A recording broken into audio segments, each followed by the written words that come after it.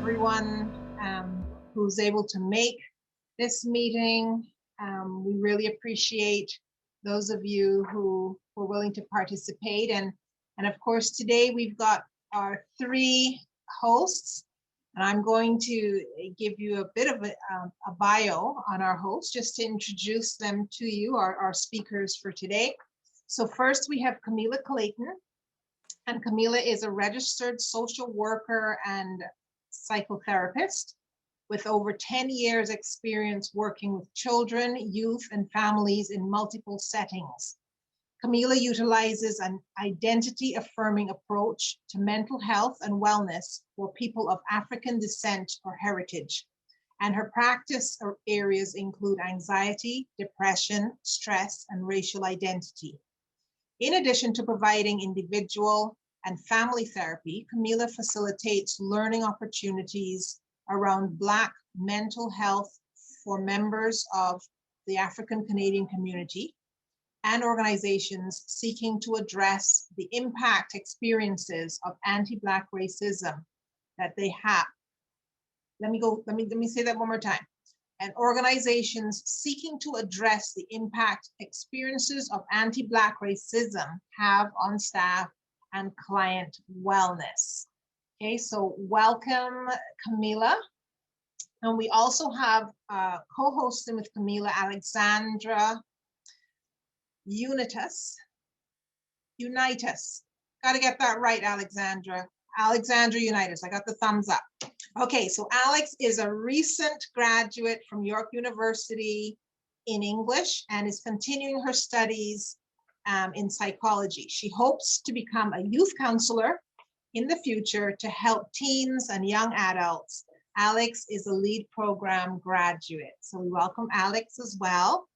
And I know the original invitation went out with Warren Beckles to be one of the co-hosts, but Warren had to work today. So William Beckles has stepped in, and William will be co-hosting with Alex and Kamilah. William is a healthcare IT professional, and he's also a L.E.A.D program graduate studying environmental management at the University of Toronto. He hopes to develop and provide environmentally sustainable IT solutions for business while giving back to his community. So we welcome our three hosts for today. And what I'm going to do, is I'm going to just pass the mic over to Astrid. Astrid's one of the L.E.A.D program directors, and she will deliver the land acknowledgement for us today. As Trees peoples on Turtle Island, we are obligated to uphold treaties made from a long time ago.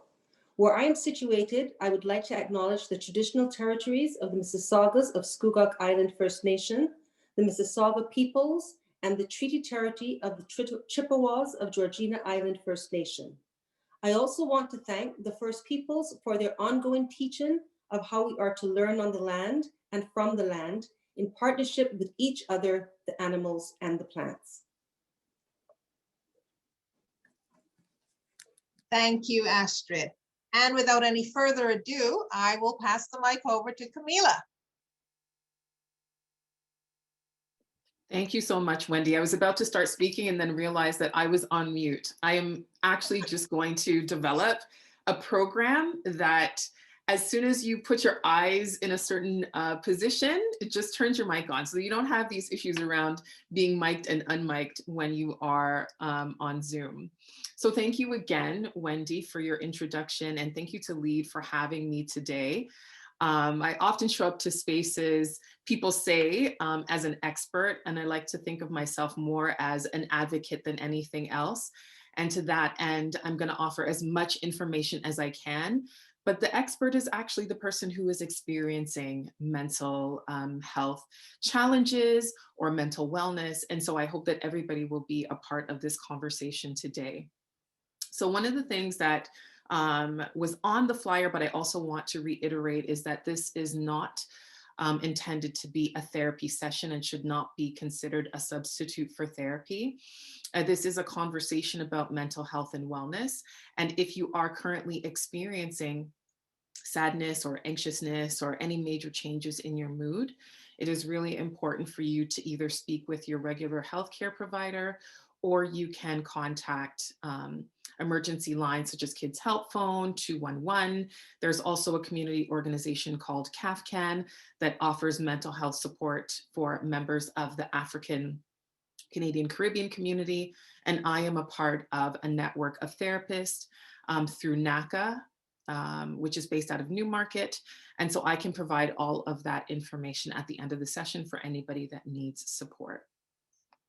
So when we started talking about doing this couch conversation, we kind of went back and forth around what would be the best way to get information that is much needed and helpful to community members and members of the L.E.A.D sort of family.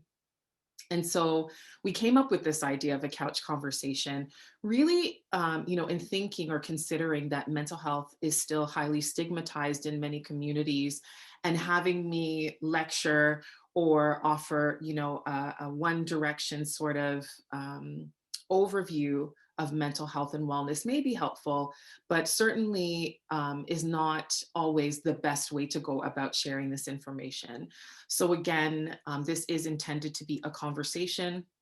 We do have certain areas that we're going to cover, but I would encourage anyone that wants to share as we sit here today to unmute, excuse me, or put your comments in the chat, and we will make sure that we get to as many questions as we can, or offerings that you may have around how you're maintaining your mental health and wellness in these really sort of challenging and unprecedented times.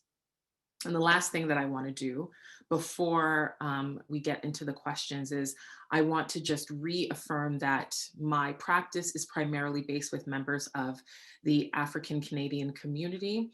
There are some parallels in terms of experiences with other racialized communities, but there are also things that members of the Black community experience very uniquely.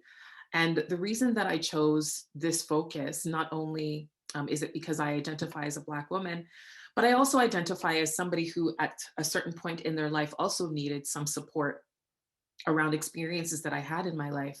And I wanted to make sure that the support that I offered felt different and looked different than the support that I had received in the past, which wasn't culturally responsive, didn't acknowledge who I was as an individual, and really didn't have an understanding, or the therapist didn't have an understanding of what it means to be a Black woman moving through the world.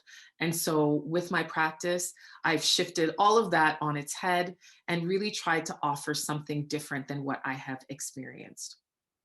So now I'm going to get into our first question. And Alex or William, either of you can jump in. How has COVID-19 affected either of you? And can you share some of the strategies that have helped you cope? Would you like to go first, William? You go ahead, Alex. Okay. I think myself and many people can relate to this on this chat. How it's affected me is feeling really isolated from other people, because we're all having to be stuck in our houses and there's nowhere to go, nothing really to do around here, especially where I live. So that definitely impacted me and my own mental health. And as well, because of the isolation, it kind of snowballed into a lot of changes in my relationships with others, and seeing other people differently, and even my own interactions with people. It gave me a lot of time to reflect internally on kind of who I was as a person and who I am in relation to my relationships. So I think that mainly is how COVID affected me as well. Mm-hmm. Mm-hmm. Any strategies or tips that you want to share in terms of how you've been coping? Definitely, a way that I've been coping is having a routine in place. I know that like mornings can be difficult, and I've heard from a lot of people that mornings are difficult, especially too because it's winter now and it's darker for longer, and when you wake up in the morning it's dark and it's gloomy. And so having a routine, like exercising, I try to get exercise in my routine somehow, even if it's just going for a walk. Also meditation has been really helpful as well. I discovered meditation and I've been really digging it. Mm-hmm.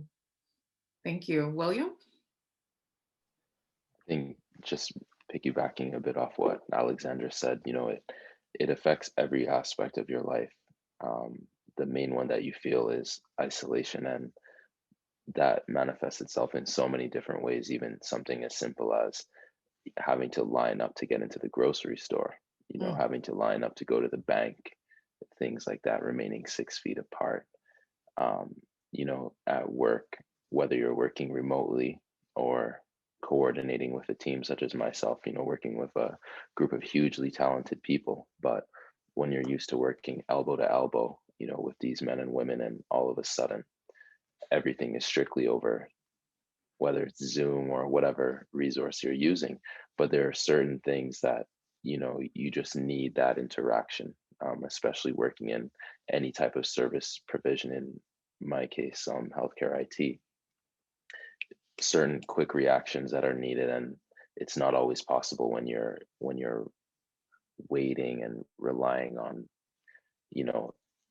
it is responsible because it is adhering to the COVID precautions, but it takes a toll, certainly. But strategies, some practical things, such as trying to do your essential shopping early in the morning, go as soon as the store opens, right? Trying to remember to be kind, put your own mental health first, wherever you can. But definitely trying to find new ways to be efficient, and in this new normal, we're kind of confronted by that every day. So you have to take even things like taking time to learn new things or brush up on things that interest you. These are things that can help you to maintain a positive mindset, and a fighting spirit. For sure. And I'll just offer my own kind of experience. So COVID-19 for me was deeply impactful because I am such a relational person, and my work is front facing. So I'm always interacting with people. And so the idea that I would only be able to interact with the people in my sort of COVID community, I don't like to refer to it as a bubble, which is just my parents and my daughter, was a bit overwhelming. And then having to guide my very young child through losing all her friends at school, a huge shift in her routine, was doubly impactful. And so, if I can be completely vulnerable in, what I think is a safe space, there were moments where I thought, I don't know how I'm going to get through this pandemic. And I'm thinking it's going to be just a few months. Now we're rounding the corner on a year. And so it has been, I think, such a life-changing experience, but not just in the negative way, also in a positive way, right? So there are certain things that I took for granted, being able to go to the store and freely shop. And now there are so many people who aren't able to do that because of their own limitations around their health and physical restrictions. And so I've learned to just slow things down and appreciate what I have so much more. I've learned that there are so many things in my house that I also took for granted that I can now enjoy. So there are books that I have been wanting to read for so long, and now I can do that because I have nowhere else to go. And I've taken the time to actually focus on the date. I don't know if anybody else's experience is, but it feels like Groundhog Day every single day. So my daughter and I actually go through this exercise of looking at her calendar and placing the date and making sure that we know what day of the week it is, because I'm like, is it Thursday? and it's only, and it's Friday or it's Wednesday. And so just slowing things down, I think, has really helped me, focusing on the relationships that are really important to me and making sure that I'm checking in with people, because not everyone has a community of support. And also, from a mental health perspective, checking in with my clients and making sure that they're doing okay. And I found that that has been so rewarding, because for them, knowing that they can connect with me has been quite helpful. And so there's been some positive and certainly some not so positive parts, but we will move through and we'll get through it together. And so in the next question that I have, I noticed that in my practice, a lot of young people are turning to friends, music, TV, and sometimes social media to help them deal with experiencing feelings of anxiousness and sadness and stress. Can you share why this may be helpful for young people? Just because I am a little bit older, and so I only have this experience sort of vicariously. But you're both young, and so if you could share why some people are sort of reaching outward to, social media, music, TV, or friends in order to help them cope with feelings of anxiousness or sadness or stress. Sure, I'll jump in on this one. Um, I think at times for younger people, therapy can feel inaccessible, for whatever reason. And it can be a myriad of reasons, depending on circumstances that that person is going through, their own perception of therapy, or, their views on therapy based on experiences that maybe a relative, a friend, or a family member may have had. As far as opening up to a trusted adult, sometimes, especially regarding anxiety, sadness, or mental health issues, that can be challenging, right? Because you have the fear that someone who sees you in a certain type of light, you potentially could be tarnishing yourself in that same light. Sometimes it's just a preconceived notion, but as we all know, whatever is in your head at a certain time is really, it's your life. A feeling can really just be your life at a moment of time until you kind of take a deep breath or you gain some perspective. But you also have sometimes you open up to an older person and you get the classic, toughen up, back in my day, et cetera, et cetera, et cetera. So it really is learning to be vulnerable and open yourself up and trust that person that has your best interest in mind um, can do more for you spiritually than maybe retreating into social media or strictly being amongst your peers, although that can be useful at other times. But that's my view on that for sure. Mhm. Alex? Yeah, piggybacking off of what William said, definitely, like, I know for me personally, I'm an only child. I live with just my parents, and I see them, I interact with them every single day. And it's almost like you don't want to tarnish the image that they have of you, or even like even more, it's like it can be kind of an embarrassing feeling as well. Even though, I mean, I know that even my own mother has told me that she experiences similar things, but it's the aged gap that I think really kind of makes it uncomfortable to talk about, because you're like, I don't know if this is all in my head or if this is or if this is like a common thing. So yeah, definitely. I mean, I agree with William. All of his statements were pretty spot on. Mhm. Wow.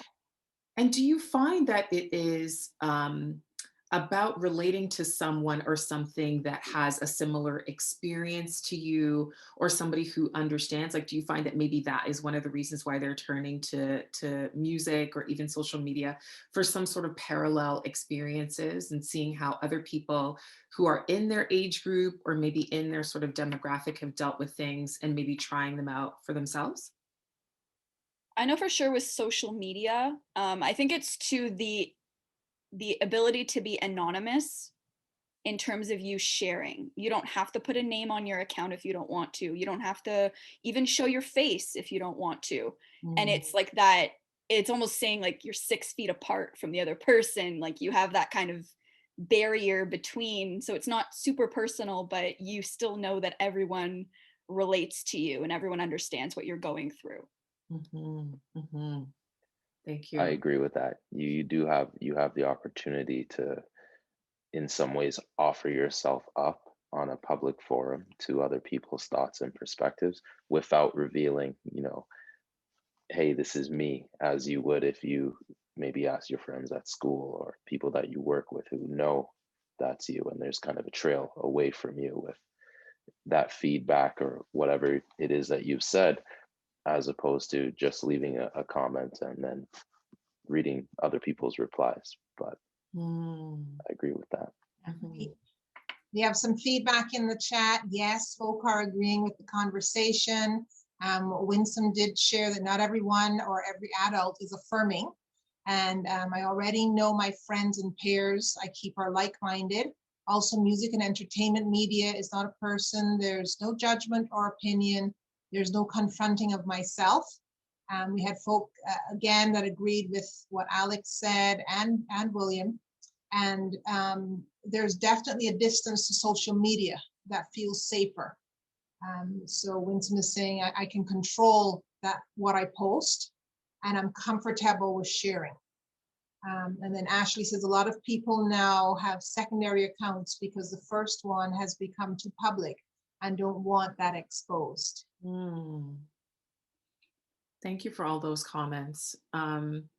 Yeah, there is a level of anonymity to social media that allows you to get the information that you need without having to share too much about yourself. And I remember being younger and there just being so much judgment, and that also taking a toll on how I felt about myself. And so thank you for all of that feedback. I think there's another comment in the chat as well. Agreed, Ashley. All right. A lot of people have now, yeah, that was a secondary account. And Winsome agreed with Ashley.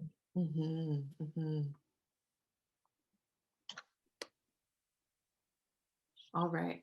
Do we move on to the next question? I think so, yeah.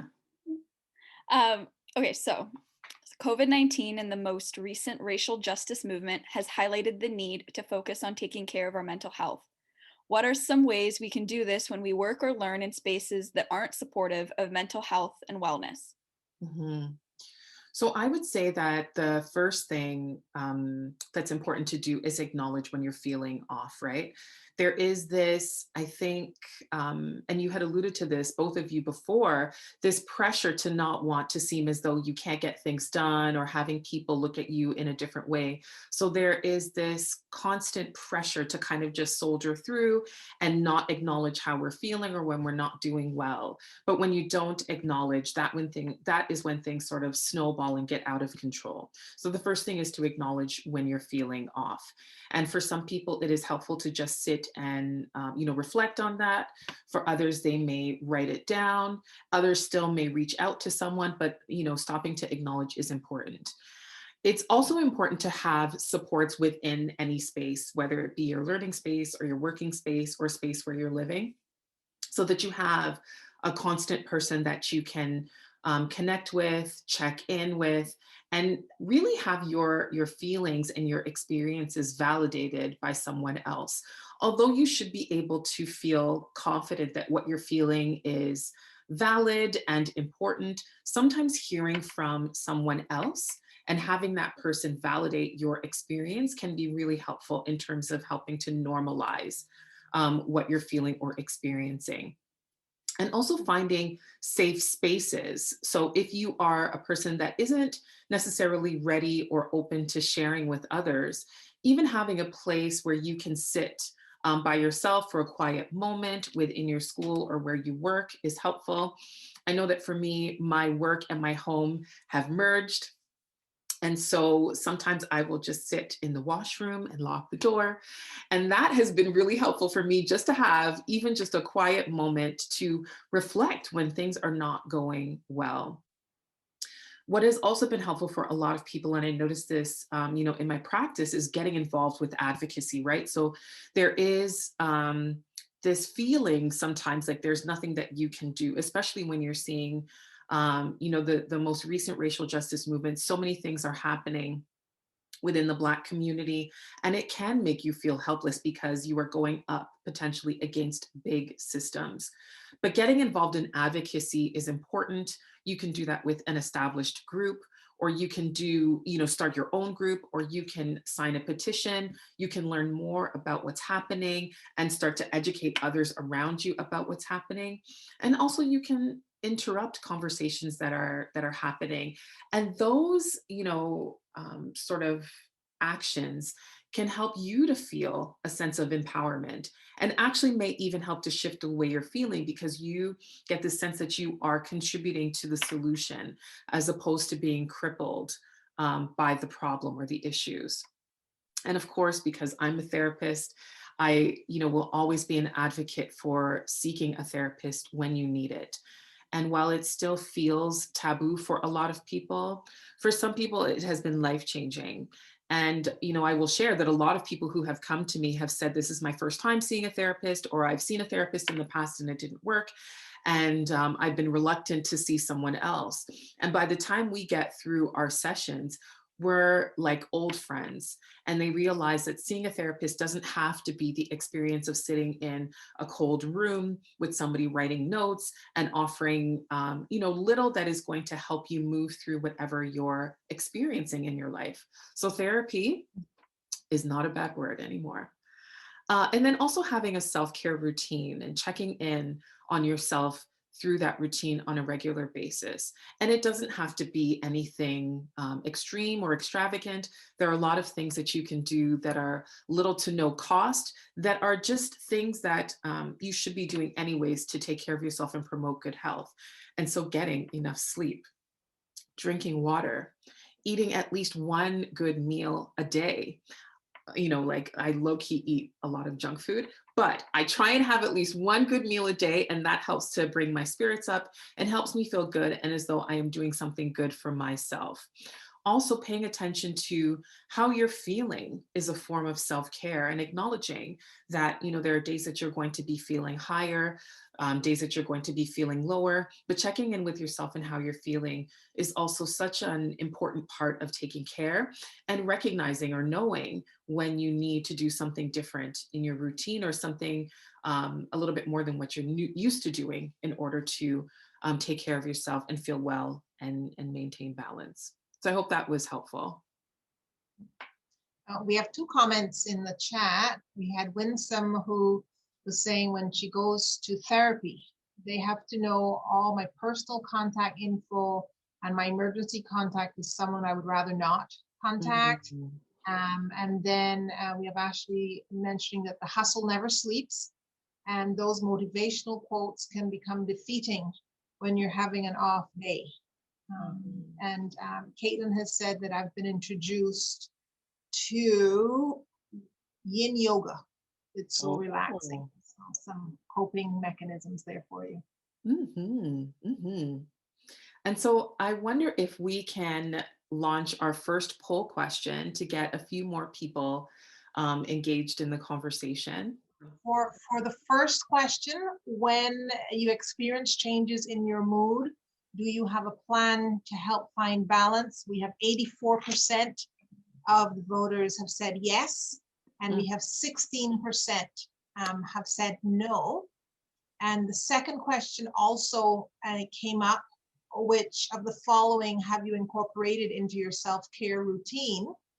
And we have 16% said journaling, 16% said sleep, no one said drinking water, 32% said taking breaks from work or school, and 32% said exercise. So I'm that's awesome. sharing those results. Thank Is you so everyone much. seeing those results? Yeah. And this is great. I think it is amazing to see that, most people have a plan for when their balance is disrupted, which means that when you're feeling off, which, in the busyness of life can be very difficult to identify, and that you've been thinking about what it is that you need to incorporate in your life to get back to your center. So that is amazing. And, taking breaks from school and work, sometimes it can feel, I know for me anyways, that there's always just one more thing to do. And so it is so hard to step away until all of that is done. So it's good to see that people are taking breaks and exercise. That's awesome. Love it. Thanks everyone who participated. Does anybody want to share a little bit more about their specific polling result? If not, we can keep moving through with our conversation. I think for me, to your point, Kamilah, just learning to take a break, learning how to step back. It's sometimes you have in your mind that you just need to push yourself to the limit. Like Ashley was saying, the black hole of motivational quotes, spending hours and hours looking at all of these quotes and just trying to compare yourself to some ideal, which in a way you know, maybe 5 or 10 years down the line, you can incorporate some things from these quotes and you can continue to grow.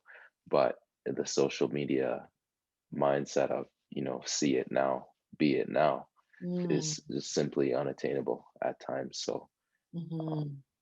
I think definitely for me, my polling result was learning to take a break, learning how to step back from certain situations, and that's been really important.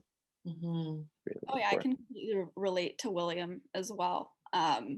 Me being a recent graduate, I graduated technically last March, and I was so focused on, okay, what am I going to do now? Because this is when you graduate, it's supposed to be your adult life essentially starting. And so I found myself, well, COVID started. No one's really hiring, and it made me more frustrated in myself, being like, why can't I be where other people are? And I kept Mm. comparing myself, and honestly, comparison is the worst. You're your own critic when you start to compare yourself to other people. I'd Exactly. see my friends who, they would be doing pretty successfully, and I'd be like, well, why am I not there?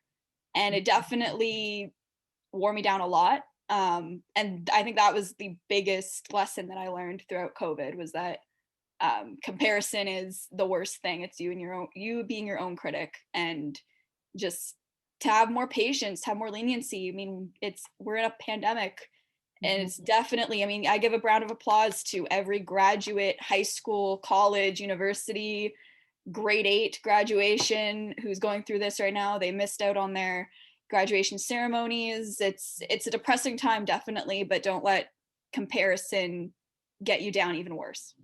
For sure. We have two comments in the chat. Mhm. One, a coping mechanism. Someone found that handcraft was very relaxing, like making candles, macrame, knitting, etc. And then we have a question where someone's asking, if there is an opportunity for us to connect with a therapist, what part of ourselves should we show? The part that is hurt and needs to be healed, the part that is resilient and tired. This might be a silly question, but I'm honestly not sure what to do and what to share when in therapy or meeting with someone who wants to support. And we Yeah. have someone agreeing with that. And Yeah. I just say, as someone who's uh, participated in therapy in the past, you know, moving forward from the stigma of seeking professional help, you know, um, you don't have to feel like you, I think the worst thing to do would be to go into therapy wearing a mask. You know, I think the simple answer from my perspective to that question is you show the side of yourself that needs help. You know, that when you're honest and you look within yourself, this part of me needs help. You know, and you take the step to see a therapist, someone who you know can help you, right? Someone who kind of has devoted their life to that. And so I would say you show the part that is hurt for sure. If you want to grow, you know, Mhm. otherwise it may take you. You can still grow, but it'll take you a session or two longer. I would feel like as you make the therapist kind of break down these walls that you have. But that would be my opinion on that. Yeah. Thank you, William.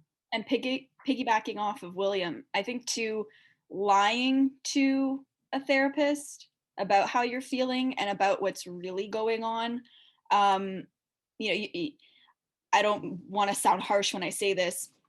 It's not really helping yourself. You're not helping yourself by lying to someone who you've requested to help you as Mhm. well. And in the end, as William said, it takes a lot longer to get to where you want to be if you're not honest and if you're not open. Mhm. Because from, I mean, what I understand, therapy, they're not going to judge you.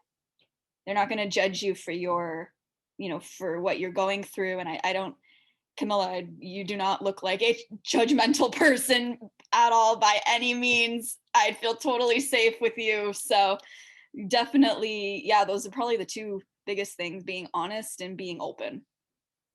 Yeah, and I would agree with both of you, William and Alex, in that we should be entering, the therapeutic relationship from a place of vulnerability and knowing that we are there to get the support that we need for the parts that need to be healed. What I will say that I enjoy also doing in therapy is celebrating the resilience and the strong bits, and that is the part of you that I can tap into and help in terms of helping you develop a plan to move forward through your healing journey. And so I would say that all parts of you have a place in that therapeutic relationship, because we need to focus on your areas of vulnerability or your challenges in order to help you work through them and get through to the other side. But it's important for you to recognize that you have the ability to do that. And so acknowledging your resilience and your strength and all of the things that you have overcome to even be able to be in this place to talk about your experiences is also very important. So I would say bring all of it. I'm ready. And if not me, then another therapist. Thank you for that. Catherine has put a message in the chat. Also, Alexandra, thank you for calling out the danger of comparison. It is definitely a robber of joy. I try to remember to stay in my own lane. One visualization I like to use is that of a swimming pool. I need to keep my eye on my own progress, my own joy, not on the others swimming in the lane beside me. I love that. I'm gonna use that. I'm gonna copy this chat and keep it, because it is so important that we recognize that we all have our own journeys, and that the people who are posting things on social media also have journeys that they're not sharing, or aspects of their journey that they're not sharing. And so you're comparing yourself to just a fraction of their life, because who is going to put pictures of themselves when they are at their most distressed, their most sad, their most anxious, right? Like we don't see those pictures on social media. And there was a thought that came to my mind as William and Alex were originally sharing their thoughts on the first question. And it's not related to this entirely, but I'll make it make sense. It is a Jamaican saying, one cocoa can fill basket. And maybe, other people have different, like, similar sayings. And this is usually related to like saving money, and that it's like a penny at a time. You don't have to have everything right at the beginning. And I think of that also in terms of your successes, right? Nobody is born anything. We all work towards something. And so every win or accomplishment is a part of the bigger picture of getting you to the place where you want to be. And those are your wins, your experiences, all of the things that you're doing to pour into yourself. And so don't focus on where somebody is at right now. Think about where you want to be and the small steps that you need to take to get there. And if a therapist is on that list of things, then great. If not, and you have a community of support around you, or you have just the strong will to do it on your own, then that's okay. But it's your journey and you should honor it. I feel like I'm taking y'all to church today. And it's only Monday. We have another comment. Something helpful to remember is that therapists and mental health professionals will keep your information confidential unless there is active danger. So I feel comfort knowing that there is trust and transparency and confidence. Well said. Absolutely. And thank you for that, Winsome. It is important as a part of building trust that therapists honor the confidentiality. And so, yes, in addition to bringing your full self to therapy, do that knowing that your information stays with the therapist. So thank you for that wonderful reminder. Anybody else want to share before we move into the next question? This is a great conversation so far. Thank you, everybody, for contributing. All right. One more point in the chat. Yes, great point. I find myself doing this. Post fun pictures on social, and it seems like everything is put together, and that's definitely not the case most times. Looking from it from someone else's point of view, I am the one who might be harming someone's spirits. Need to think twice now. So it's still okay to post beautiful pictures of your life, right? I think it is just important that we all recognize that those 10 pictures are not the full sum of somebody's existence, and that there are so many things that happen in life that we don't post on social media. So, like, yes, post your beautiful moments. I have found, sorry, I'm gonna actually just talk because it took me a long time to write. No problem. I have found myself when I get into my little really high anxiety times or just feeling a little bit low, I find myself having to unfollow some people, not unfriend them, but unfollow some moms or something on Facebook who show their the crafts that they do every day with their kids or the science experiments, and then those kind of things make me feel like I'm not doing as much as I should be with my daughter. And so now, yeah, like more to my point is that now I'm looking at it and saying, oh, well, I post good pictures, but they don't see maybe the screaming fit that happened right before it or something. And then when I'm thinking about it that way, I am doing the same thing that they're probably doing. So it's like, it's getting me to think more about it, where it's like, I might feel bad, but I'm also maybe making someone else feel bad. So it's one of those challenges that it's just a mental fight in my head. Caitlin, I Yeah. think that's a great point. And I think it's so self-aware of you to be cognizant of the power that you wield on social media, the same way that you could feel down from someone else.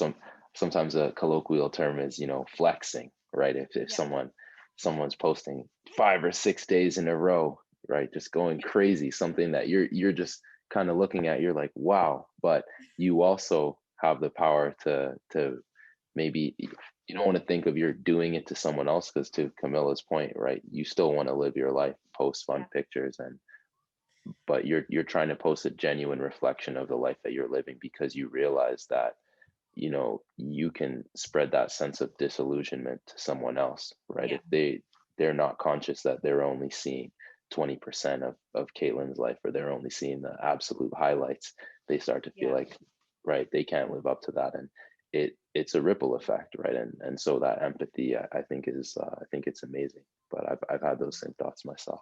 Yeah. Caitlin, what I also though would like to offer is that in as much as maybe somebody looks at a beautiful moment in your life and feels sad that maybe their life doesn't look like that, there are also people, myself included, who see those beautiful moments and they're a reminder that even in the midst of a pandemic and what feels like the world kind of turning upside down, that there are things to be happy about, right? Yeah. So your picture could also be the one thing that somebody experiences in the day that brings them happiness and joy and reminds them of the simple things in life. So there's kind of two sides to that. But I do agree with William that it is, I think very gracious of you to be self-aware and to think about the impact, but I want you to have a balanced sort of perspective on the impact. There could be both positive and not so positive. Thank you. Thank you for that. Yeah. Both of you. Yeah. It's hard to balance, but yes, thank you. Mm-hmm. Yeah, it's all about mentality, really. It's about what kind of mental state you have towards it. I mean, even in the pandemic, I know a couple months ago it was only a few jurisdictions were under lockdown and everyone wasn't. And I mean, I live in the GTA. I live in Stouffville, and even people outside, I knew that they were going out and I couldn't. And I'm like, I want to go out to restaurants, but I can't because I'm living where I can't go out. So it was also too that like comparison is a very easy thing to have, and it's all about the mindset. Mm-hmm. Mm-hmm. Thank you for that. Wendy, I think we have some comments in the chat. Yes, there's actually quite a lot of conversation in the chat. As Caitlin shared, we had ideas coming about unfollowing people. We had comments that if they're not adding to your happiness and adding positivity to your life, just hashtag unfollow. And then folk agreed, and then someone actually said that they had to unfollow some people, and that was me managing my own inner self-talk. So it's not about them, it's about me, so I unfollow for me. and folk have said yes. And then are there more events like this that speak about mental health? So the past 50 minutes have been so precious and so genuinely appreciated. Thank you for creating a space for these conversations. So it looks like we're going to have another one, folks. I guess so. And that is a good thing. And I'll, kind of take a little bit of a detour from our questions, but, we still sit in a space in 2021 where mental health and wellness is not talked about as much as it should. And it's not normalized in a lot of communities. And we really need to see our mental health and wellness as the foundation for wellness, because if you don't have, balance or a healthy mindset, or at least the ability to find balance in terms of your mental health and wellness, so many other aspects of your life can be impacted. And so we need to shift that, right? Like we would never discourage somebody from seeing an orthopedic surgeon if they were having an issue with their leg, or we wouldn't discourage anybody from seeking support when it's related to other aspects of their health. And so when it comes to mental health and wellness, we need to normalize these conversations, and we need to normalize getting help, because it can make the difference between having a life that is full of joy and you're fulfilling your life purpose, or just kind of existing and not really, living the fullest life that you can. All right. Shall we continue with our questions, and then folks can add to the chat? I don't know who's next. I think it's you. Is it me? I think My so. dear. Okay. Oh, so we talked about this. I think we touched on this quite a bit in our conversation around trends in young people's experiences of mental health and wellness. But maybe if either of you can share a few more kind of areas in young people's mental health and wellness that you've been seeing over the past year, or challenges. Who wants to go first? Go ahead. We're both looking at each other going, who's gonna... I know on the platform TikTok, I don't know if everybody has that app. I'm sure that everyone does now. Both the good and the negative side of mental health come out. Like I see some posts that are super positive, but also some posts that are very negative. And I even see ones that are like very cryptic and like using code names for certain things, which I didn't even know those things existed. And I guess it's just another way for people to vocalize and share and express their pain, and without their own persona being out there, remaining anonymous. That's what I meant to say. Yeah, I agree with you wholeheartedly. The thing about social media, or not the thing about, but one observation I've made is that, when you go into that black hole of social media, it can have a positive or a negative effect on your mood, like depending on your interactions on those forums. So you're sort of leaving yourself at the mercy of strangers. To Alex's point, you're browsing through and you maybe see something that makes you really happy, and immediately after you could see something that disgusts you. So that roller coaster of emotions, and none of it is happening in real life. Once you sign off, real life remains as you left it. But whatever emotions that you may be feeling, positive or negative, that can sort of cloud not your entire reality, but to the degree that you let those feelings express themselves, it certainly can, I think, cloud your reality. So to Alex's point, that's a strong trend. It's important to keep your perspective on that, for sure. Yeah, one thing that I definitely have started doing since pandemic has gone on, and I will probably use this until the rest of time, is first at least 30 minutes of getting up in the morning to not be on your phone. Like no social media, no nothing, just cutting it out cold turkey in the morning, because it definitely, you know, if it's the first thing that you see in the morning, you pull your phone out, you look at a TikTok or you look at an Instagram post and it's negative, then it's going to kind of affect you for the rest of the day without you even being aware of it.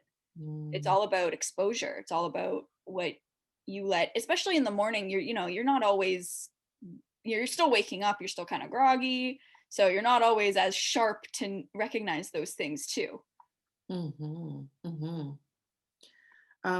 Juliet asked, do any of the Yeah. youth in the discussion, I'm sorry, Wendy, were you going to jump on? You go for it. I right. was going to actually ask Juliet. Oh, Go okay. ahead. Do any of the youth in the discussion have friends that are not on social media? I would love to hear how they are coping and the strategies they use. I would love to hear too. I noticed a few trends in terms of my practice, especially around like comparing themselves to celebrities or people who are like social media influencers. And so that I think is like the biggest trend. And also having, you know, people who are in their like school or in their neighborhoods attacking them on social media, which just seems so awful to me and unusual, because then they see them in person and there's no interaction. But all of a sudden they're behind, you know, social media and this profile on whatever platform they're using. And they are so awful to people who, you know, 5 minutes ago, they wouldn't even look in the eye. So those are the two kind of things I'm seeing in my practice. But any of the youth on the call want to share? I actually don't know anyone who does not use social media in any kind of way, which is crazy, because you would think that there would be people out there, but there aren't. I mean, I know someone though who has deleted their apps for a certain amount of time, and I asked her this, you know, what about it? What is it better? Is it worse? And she said that there were pros and cons. I think definitely a pro was that, you know, you're not exposed to what you are usually exposed to.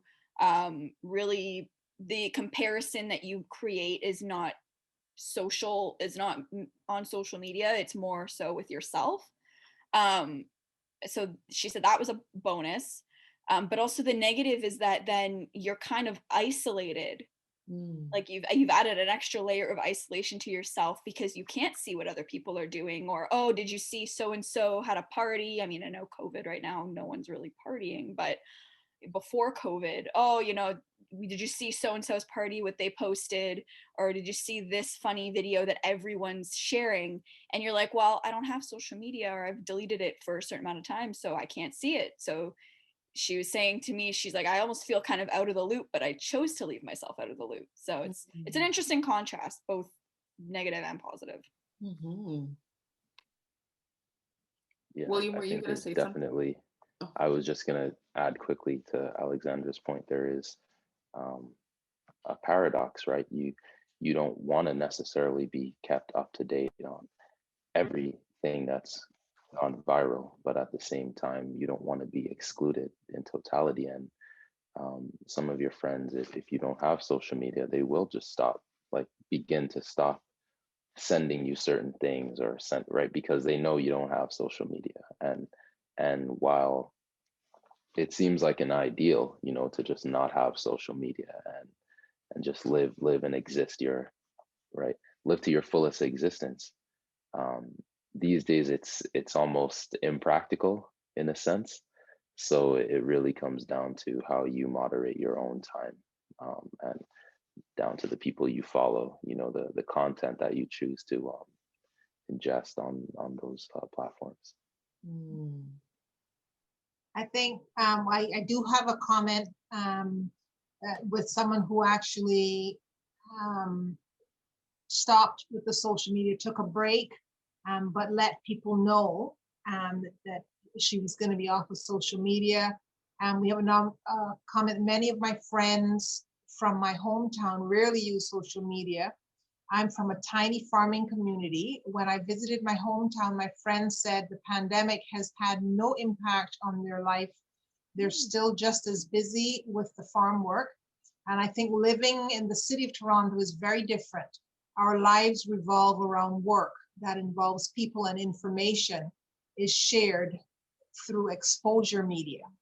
And also, I do know just from a couple comments I've heard that some people do kind of limit their exposure, although they know they want to catch up, on social media at some point, they restrict the times. They turn off their notifications so it is not imposing on them. And then they choose to limit how much time do I want to spend on social media. I'll get caught up, then I move on with my life. It's less of that disruption for them, and you feel like you still have a bit of control over that same exposure that we've been talking about. Yeah, the do not disturb button is a great button. It's a great button. Just do not disturb. You get no notifications, no nothing. I use it a lot more frequently than I would like to admit. I need to know where that button is. I actually took a break from Facebook, an almost 2-year break actually, because I just found for me, the pace of information was overwhelming and there were so many conflicting ideas on there that it was just difficult for me to discern truth from what was not true. And I got so in touch with people who I normally would have just spoken to on the platform via other means, right? So like going out to dinner with friends. I live close to the lake, so going to the lake and hanging out when you could do that. It was such a game changer for me. And now the only social media that I really spend any real time on is LinkedIn, because then I can see a lot of the events that I can go to in this now virtual space. But I find that Instagram and Facebook and like the million other apps that people use to socialize, for me, just have too much of a fast pace. And I don't find that they are contributing anything to my happiness. And so I'm almost completely off of social media aside from LinkedIn. I don't know if anybody else wants to share their experience of having a social media fast, as I like to call it. Ashley? Yeah, I can kind of speak to that. I was the one who wrote in the chat about taking breaks, but let people know that I was gone. I didn't really explain that well, but what I meant by that was kind of just letting my close friends know that I'll be offline, either deactivating my account for a weekend or a week or whatever. But I remember specifically around the Breonna Taylor verdict, when that came out and social media was so saturated with so many different videos of Black people being shot and police interactions, and there were no warnings on the video, so you're just clicking in and really just seeing people lose their lives right in front of you, and you're just trying to process it, and so you're scrolling through, you're seeing someone die, and then the next picture is someone and their dog, and then the next picture is someone and their family, and it's this can't all be on the same social media that I'm watching. So taking a break and then really utilizing my phone to my advantage, because my phone became a toxic device for me. And for work right now, I am the social media lead. So I couldn't turn off social media professionally. So I had to take control of my personal life. So I have limits on Instagram and Twitter. So all my social media apps, on the weekend, I can only spend 1 hour on social media to catch up. When I took the social media break, my fiance kept me up to date with anything that I missed out on. But if I really needed to check the news, I was on CP24 or something. You can get your news. It's only the popular trends or whatever that you'll miss on social media that you won't actually miss in real life, because then you're spending time with people who care about you, people who fuel you and bring you back to life offline. So then going through my phone and realizing that you can turn off your notifications for the separate apps. So I can turn off my Instagram notifications, I can turn off my email notifications, and take back control of the device that I need. Right. So those are kind of just helpful tips that I learned through my social media fast. Thank you so much, Ashley. That was actually quite helpful. And yes, we forget that before social media, there was actually newspapers, news TV, different ways of keeping on top of what's happening in the world. So thank you for that reminder. Winsome has a comment in the chat. Were you going to read that? I'm beating you to the punch, Wendy. Yeah. Go for it. I'm in a weird position where I technically have some social media, but I never really got into the current popular ones like Snapchat, Instagram, and TikTok. And I usually use it to have the contact info if I need, but I don't scroll feeds or open them much.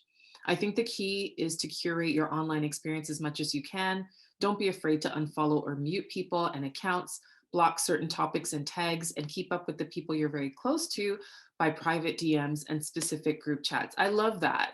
And yes, social media, I think, for a lot of young people is a good way to stay connected and not necessarily just about consuming information. So that's very helpful reminder. Thank you so much. I'm just I looking agree through if there are any with other. Winsome as well. I think, for instance, Twitter can be a very useful tool for instant media discourse, right? You log in and you immediately have access to the thoughts of your peers about whatever keyword you may be thinking, right?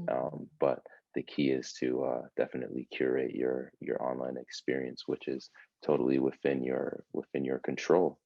But recognizing that it also can be a very toxic space, and so knowing when to unplug and like Ashley said, find the people that bring you back to real life is so important. And I'll do another share in that when Trayvon Martin was killed, I believe it was in 2013, social media was just flooded with images of him and then paintings of like a hoodie with no face. And for me, it was trauma producing. And I felt that way because in the same month that that happened, another friend of mine also passed away, similar in age, but different reasons.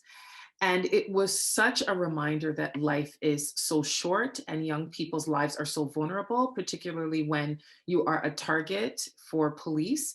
And so the more I consumed the media, the more I was impacted, and it was a very traumatic experience for me.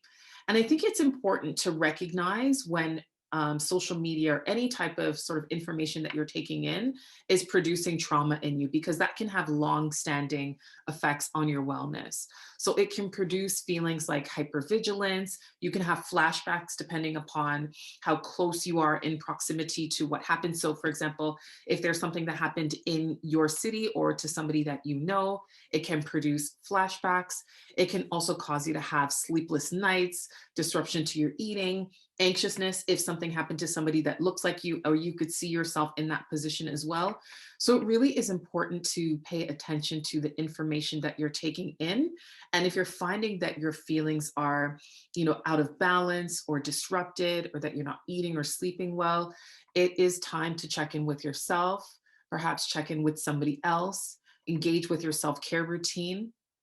And again, just making sure that you're, paying attention to those feelings and doing something about it as opposed to stuffing them away, because it's all just a buildup and it will continue to build until you do something to address it and reestablish your center. Thanks, Kamilah. I was just going to ask you, to touch on some of those issues as a professional. How could someone tell if they're experiencing these issues? I think sometimes it can lead to so much confusion when you're trying to self-diagnose and you're trying to get in touch with your own feelings and come to that point of honesty with yourself that okay, it's time to escalate this. It's time to talk to a professional. So thank you for touching on some of those keys that we could look for. I want to ask you as well. So what are the benefits of speaking with someone about your mental health? So one of the biggest benefits is that it can help you to shift your thoughts or realign your thoughts. And so I'll talk specifically about my practice.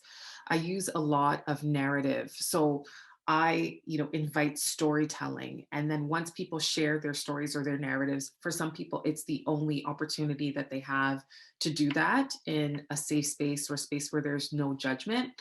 And I help them find the meaning behind the stories or the meaning behind their experiences, because everything that we go through in our life can shape the next experience. And so one of the benefits is helping to uncover your stories and the meanings that you attach to those stories. Another benefit is finding, your way through sort of the stress or the trauma that you're experiencing. So if you have experienced a major trauma or some disruption to your mental health, you can feel immobilized, and it can impact your ability to even get through a day without having emotional breakdowns, emotional outbursts if you are, engaged with people in your workspace. So it can help to find healthy coping mechanisms as well. And it can also help to set you on a path to healing. And I don't want to say that all of the work is done in the therapeutic space. A lot of the work happens in real life, right? So your therapist helps you to understand what you're experiencing, offers you some solutions that you can incorporate into your life, and some strategies to move forward with more balance. And so therapists help to really bring things into perspective for you. And sometimes they can help to uncover things that are impacting your life that you didn't even know. And so you could be in a relationship that is not healthy for you, in a workspace that's not healthy for you, in a learning environment that's not healthy for you, and they can help to uncover that. And the final thing I'll kind of share is that a lot of people don't have individuals in their trusted circle that they can share things with and get advice that is unbiased. And by that I mean that oftentimes when you're sharing with your mom or a friend, they have an invested interest in a particular outcome. And so they're going to offer you advice related to what they want to see for you. A therapist is going to ask you what you want for yourself, and they're going to guide you along that path and offer strategies to help you get there. So just some of the benefits of speaking with a therapist. Thank you for that, Kamilah. No problem. Yeah, very well said. When you spoke earlier about the things that you're not aware of that impact you, can you talk a little bit more about trauma and how it affects our mental health? Mm-hmm. So any sort of traumatic experience is going to have what they call a lasting emotional response. And so typically when we, talk about or think about trauma, it is based on first or secondhand exposure to a major distressing event. And it can help you, or it can leave you feeling unsafe. You can feel disconnected from yourself in certain instances. It can have an impact on the way that you navigate your relationships with people. So people that you thought you could trust in the past, you may not, or you may find that you don't feel, safe in the company of anyone, regardless of who they are. It can also leave you feeling helpless. So there's absolutely nothing that you can do to move through the feelings or get past the feelings. And you can have, extreme fear. I think I shared before that you could feel, or you could have this sense of hypervigilance. So you're always on guard.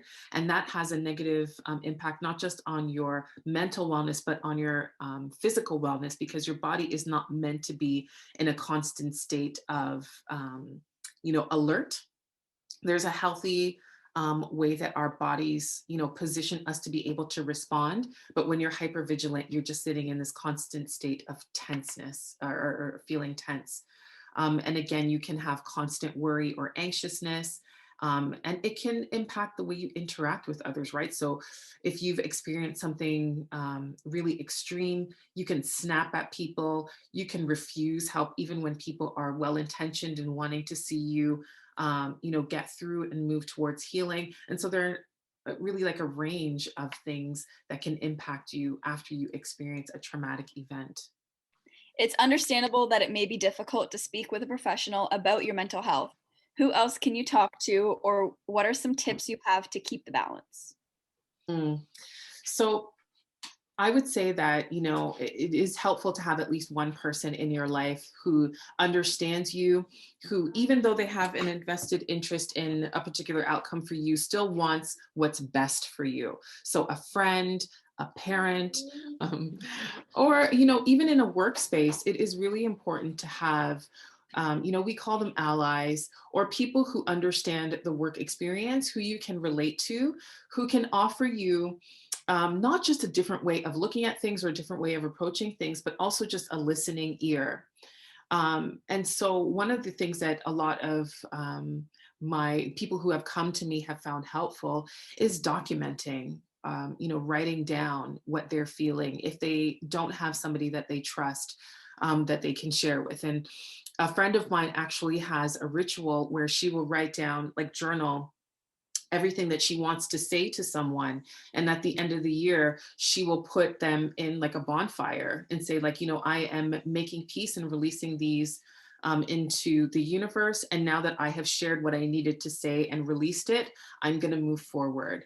And so just a couple of things that you can do, finding people who, you can talk to at work or at home or in, your school. And those people sometimes are people that you least expect, right? So if you have a particular circumstance where somebody offers you some support that you didn't necessarily expect to offer that support to you, they've demonstrated that they are trustworthy and that they are invested in you. And so they would be a good person to reach out to. And then, of course, journaling and having your own ritual to make peace with things that you're experiencing. Just a couple of tips that are, I think, helpful. Thanks for those, Kamilah. Now, in addition to those, what are some community resources that can be accessed for mental health and wellness?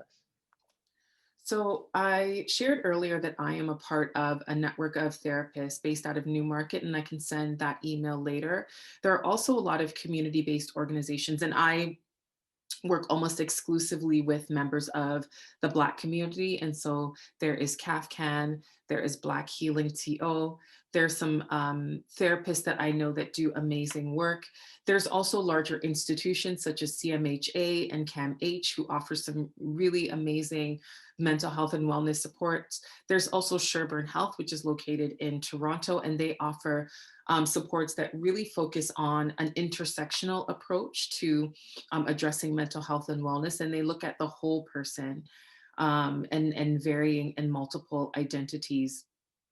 Also, there are some school-based resources or work-based resources. So I know that a few folks at my workplace have accessed EAP and they've had good results. School social workers are also good resources sometimes if you are able to build relationships with them.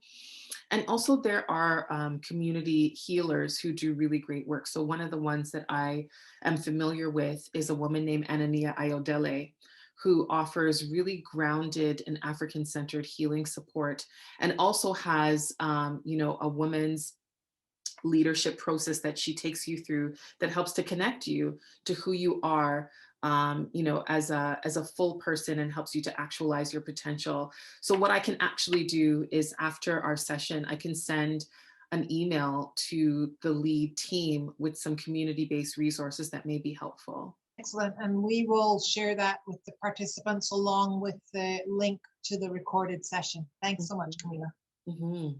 Thank you, Kamilah. I think we have time for one more question. Yeah, we're on our last question. What are some factors that act as a barrier when seeking mental health supports? Wow. So one of the biggest ones is like the stigma related to mental health and feeling as though you're going to be judged if you share that you're not doing well. And I would say that for some people that is absolutely true. You can't always identify to, a teacher or a colleague that you're struggling, because then there may be questions about whether or not you're able to do your job well. So that's one of the barriers, right? The really real cost of showing up as yourself and sharing, and then having there be consequences to that. I know that within my community and other communities where mental health is not talked about, people are fearful of, the name calling, the shunning, the disconnection from family and community, because mental health is not something that you're supposed to be talking about, certainly not something that you share outside of your family. So there's also that. There's also the experience of maybe sharing your story with a therapist and then not having the, a responsive approach to supporting you. And so some people will end up leaving therapeutic relationships prematurely because they didn't find the right fit. And they don't feel that there's anybody out there that is going to be able to help them meet their healing goals or support them on their journey to address their mental health and wellness needs. And then I would also say that for a lot of people, therapy can be really expensive. And so if you don't have access to resources that can help you, or you don't know where to find low cost or affordable therapy resources, it can be really hard. And that is such a significant barrier for a lot of people, especially since the pandemic has impacted a lot of folks' ability to really have financial resources to get even some of the basic things that they need. So there are a number of challenges that people experience in their lives and act as barriers to accessing mental health supports. So I want to say a huge thank you on behalf of the Canadian Multicultural Lead Organization for Mentoring and Training. We thank our hosts, Kamilah, Alex, and William, for sharing in this mental health. I am Wendy Beckles, and I am going to say good night to everyone. Have a great evening. God bless you all. Good night, everyone. Thanks, everyone. Have a good evening. Night, everyone. Bye.